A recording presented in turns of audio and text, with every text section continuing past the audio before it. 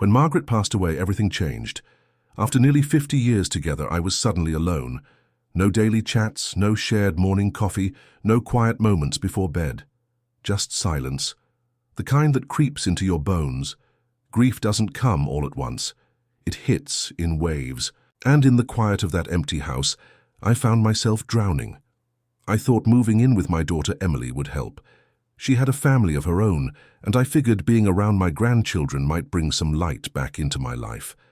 I needed someone to anchor me. But instead of warmth, I walked into something I couldn't have imagined. It wasn't what they said, it was what they didn't. The way doors closed a little too quickly. How my voice didn't seem to register. The feeling that I was more guest than family, maybe even an inconvenience. I started asking myself questions I never thought I'd have to ask at this age. Was I really welcome here? Was this how I'd live the rest of my life? Or was there something still out there for me? Something better? I didn't know it yet, but this wasn't the end of my story. It was the beginning. When I packed up what was left of my life and moved into Emily's house, I really believed I was doing the right thing. I didn't want to be a burden. I just wanted to be near family, to have a reason to get up in the morning. My daughter said all the right things, told me I'd always have a place with them. And at first, I convinced myself I believed her. But little things added up. They put me in the basement. Not finished, not cozy, just a bed and some boxes. I told myself it was temporary, I could manage, I didn't want to complain. But soon I realized they weren't just busy, they were avoiding me.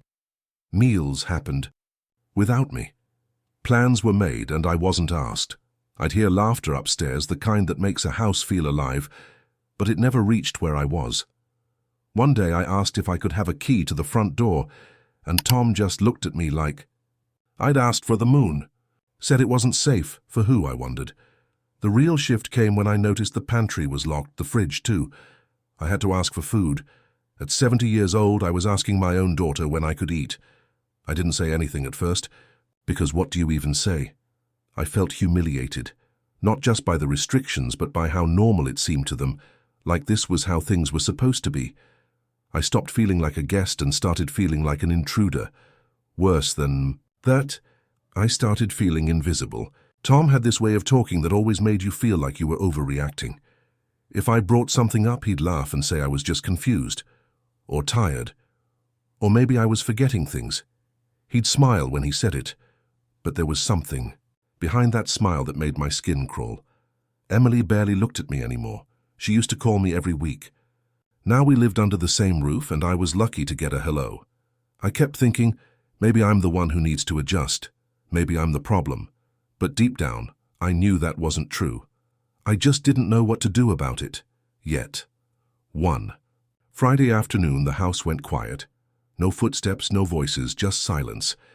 At first, I thought everyone had gone to run errands, but as the hours passed, it became clear I was alone. Not just alone, but forgotten. No note, no call, no food left behind. The fridge was locked again. I checked the pantry, same story. I waited, thinking maybe they'd be back soon. They weren't. That night I drank tap water and went to bed hungry. The next morning came, and still nothing. I tried calling Emily, no answer. I started to panic, not just because of the hunger, but because I realized how powerless I was. No car, no house key, no money.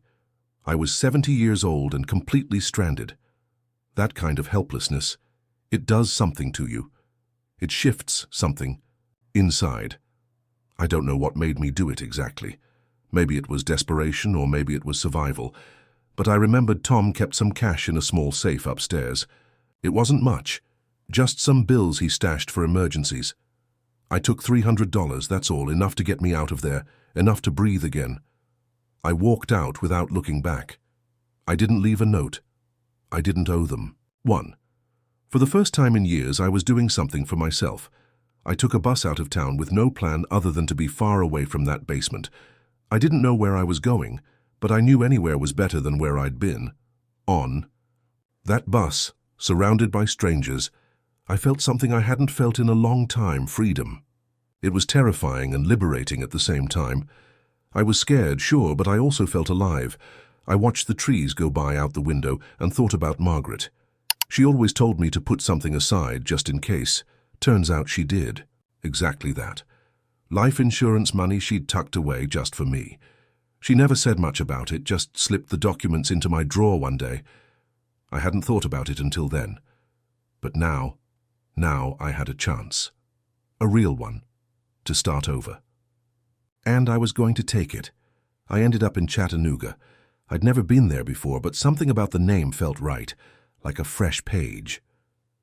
The bus dropped me off downtown, and I found a cheap motel for the night. That first sleep was the deepest I'd had in months. No creaking floors above me, no muffled arguments, no cold basement air. Just quiet, the kind that didn't feel like punishment. The next morning, I sat on a park bench with a cup of gas station coffee and thought about what to do next. I pulled out the envelope Margaret had left me. Inside were the life insurance papers, her neat handwriting, and a note I'd never noticed before. Use this when you need it most. Don't be afraid to start again. That hit me like a wave. She knew. Maybe not the details, but she sensed how things might go. She always did. I found a realtor that same week and started looking at small properties. Nothing fancy, just somewhere to live out the rest of my days in peace. That's when I saw the duplex.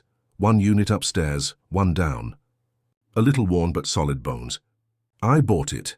Cash. No loans, no ties. Mine. Fixing it up gave me purpose again. I painted, patched, hauled furniture. It felt good to use my hands.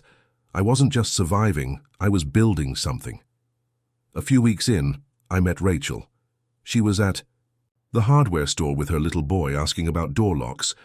She looked nervous, like someone always checking over her shoulder. I offered to help, just with lifting the heavier stuff to her car. That's all. We got to talking, and eventually, she told me she was trying to get away from her ex. I didn't ask for details, I could see enough in her eyes. I offered her the upstairs unit. No questions, just a safe place to land. She cried right there in the parking lot. Not dramatic, just this quiet, grateful kind of cry that said more than words ever could. Having someone else in the house, someone kind, it changed everything. We'd share meals sometimes. Her son started calling me Mr. Frank. For the first time in a long time, I wasn't alone. I was part of something again. There were no strings attached, just 2 people trying to heal in their own ways. We didn't talk about the past unless one of us needed to. Instead, we talked about groceries, how to fix the faucet, her son's spelling tests, ordinary things that felt extraordinary because they were ours. That little house started to feel like a home. Not the kind filled with framed family portraits, but the kind built on trust, on shared silences and small kindnesses. I began to smile more. Sleep came easier. I stopped bracing for disappointment every time the phone rang. This wasn't the life I planned, but it was the one I chose, and for the first time in years that made all the difference. For a while, I thought I'd finally put everything behind me. Rachel and her boy brought life into that house, and I was content. But peace has a way of attracting storms. It started with a letter, then another. Legal-sounding language, words, like conservatorship and mental competency. At first I didn't understand. Then I saw the names, Emily and Tom. They were trying to take control of my finances, claiming I was no longer capable of managing my own affairs. I was stunned. I hadn't spoken to them in months. Not a call, not a card. But apparently they still had their eyes on what I had left. It wasn't about care or concern, it was about money. That house, the leftover insurance, whatever they thought they could get their hands on. They weren't done with me. They just wanted to find a way to legally trap me again. I didn't panic this time. I got smart. I hired a lawyer. Quiet. Thorough, sharp as a tack. Then I found a private investigator. He dug into everything, old bank statements, emails, even recordings I'd kept from when I was living in their house. I didn't plan on using them, but now they became my shield. What we uncovered was ugly. Manipulative messages, proof they'd locked me out of my own accounts, even an attempt to change the beneficiary on Margaret's policy. My lawyer put everything into a binder and we built our case. I wasn't just defending myself, I was exposing them. The day we went to court I felt nervous, sure, but also ready. I wore Margaret's old watch, the one she used to check when dinner was running late. Just a little piece of her with me. When I took the stand, I spoke clearly. I told the truth. I didn't raise my voice, didn't need to. The facts did the talking. Tom tried to charm the judge. Emily cried. But the evidence didn't lie. The judge saw through it. Every document, every contradiction laid bare. And just like that, the attempt was dismissed. My rights stayed mine. And for the first time in a long time, I felt seen. Really seen. After the ruling, they didn't say a word to me, just walked past like I was some stranger on the street. And maybe that's what we were now. Strangers. It didn't hurt the way I thought it might. There was no sadness, just relief. I had fought for my dignity and won. I left that courthouse with my head high and my hands steady. That day wasn't just about winning a legal battle. It was about closing a door that had needed to be shut for a long time. After the court ruling, I didn't hear from Emily or Tom again. No apologies, no explanations, and you know what? I didn't need them. There was a time when I would have done anything to fix things, to smooth things over just for the sake of peace, but not anymore. That chapter was done, the ties were cut, not out of bitterness, but out of self-respect. I wasn't angry. I was just done. Life moved on, and so did I. The duplex kept me busy. Rachel started working part-time at a nearby diner, and I helped watch her son after school. He'd come through the door with a backpack nearly as big, as he was, dropping stories about his day like little treasures. It became the best part of my afternoons. We started having dinners together more regularly. Nothing fancy, just spaghetti or grilled cheese, but we'd sit, talk, and laugh. Not the forced kind of family gathering I was used to, but something easy, something real. She'd ask me for advice sometimes, on bills, on school stuff, even on life. It felt good to be needed again, but more than that, to be respected. Neighbors started stopping by. I helped one fix a fence, another with her taxes. Slowly I became part of the rhythm of the street, not as someone's grandfather or father-in-law, but as me, just Frank. That felt like a gift. On Sundays I'd sit on the porch with a book and a glass of iced tea, and for once I wasn't waiting for anything. Not approval, not affection, not forgiveness. I had what I needed, a roof over my head, people who saw me, and the quiet assurance that I'd finally made the right choices. I think Margaret would have liked it here. Sometimes I talk to her, not out loud, just in my head. I tell her what I made for dinner, how the boy's doing in school, what flowers popped up in the yard. I thank her for everything she left behind. For the money, yes, but also for the reminder that I deserved more, that I could still build something good. And I did. Not a perfect life, but an honest one. One I chose every day. There's something powerful about waking up and knowing you're the one steering the ship. No guilt hanging over you, no eggshells under your feet. Just your own 2 feet on solid ground. Looking back, it still amazes me how much can change in such a short time. Not the outside stuff, the address, the furniture, the view from the porch. I mean inside, the way I see myself, the way I understand what family really is. I used to think it was about blood, about duty, about sticking it out no matter what. But that kind of loyalty almost broke me. What saved me wasn't a grand gesture or some sudden miracle. It was the quiet realization that I mattered, that my needs, my voice, my peace, those things counted too. I had to walk away from people. I once loved to find that out. And yeah, that's a hard truth, but it's a necessary one. Sometimes the most loving thing you can do for yourself is to close a door and keep it closed. Because not everyone who shares your name shares your heart. What I found in Chattanooga wasn't just a house or a new start.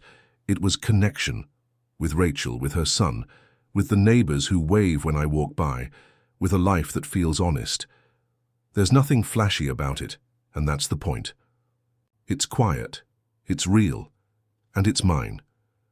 There are still tough days. Grief doesn't vanish. It just softens around the edges.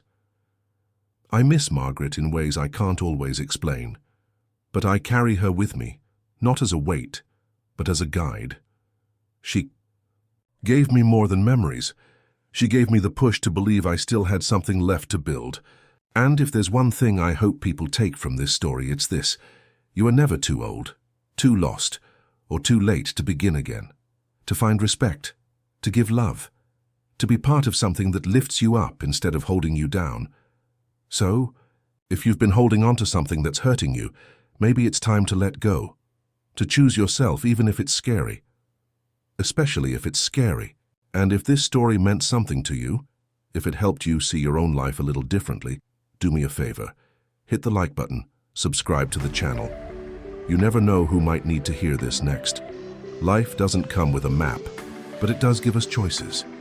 Every day, in small ways, we get to decide who we become.